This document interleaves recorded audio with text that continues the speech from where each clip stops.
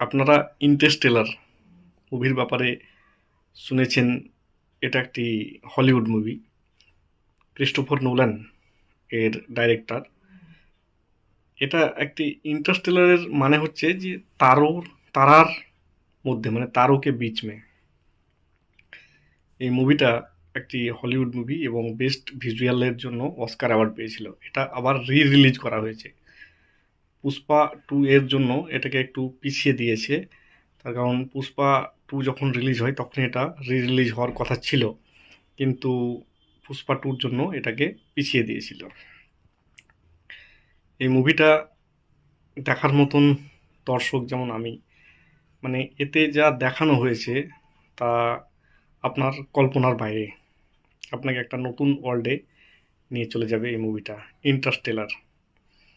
এতে ক্রিস্টোফার নোলেন যেটা দেখিয়েছে 3 ডাইমেনশন, মানে পুরো বিশ্বের বা ব্ল্যাক হোল বা বিভিন্ন বিভিন্ন প্ল্যানেট, যার মধ্যে একটা টিম যাবে, এবং তাতে যে দৃশ্যগুলো দেখানো হয়েছে সত্যি মনোমুগ্ধকর দৃশ্য।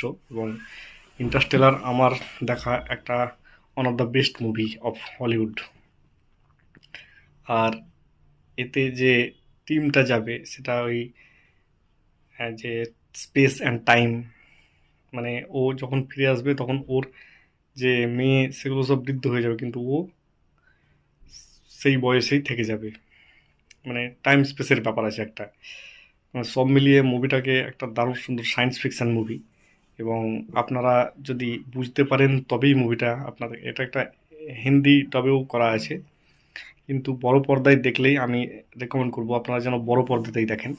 হলে গিয়েই দেখতে হবে মুভিটাকে, তার কারণ হচ্ছে এত সুন্দর সব দৃশ্যগুলো দেখা হয়েছে যেগুলো ছোট পর্দায় আপনার আপনার ভালো লাগবে না।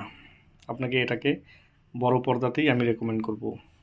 আর এটা সত্যি দারুণ সুন্দর মুভি। আপনি যদি সায়েন্স ফিকশনের মুভি লাভার হন এবং আপনার যদি মহাকাশের ব্যাপারে জানার আকাঙ্ক্ষা থাকে, তবে আপনি গিয়ে মুভিটা দেখতে পারেন।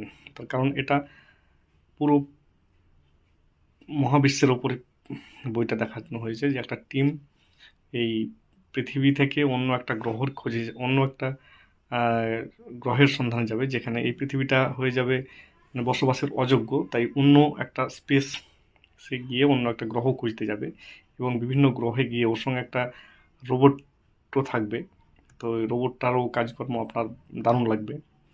তো ওখানে গিয়ে খুঁজতে থাকবে যে আরও একটা কোনো গ্রহ পাওয়া যায় কিনা, সেখানে গিয়ে এই মানব জাতি বসবাস করতে পারে কিনা, তার বিষয়ে একটি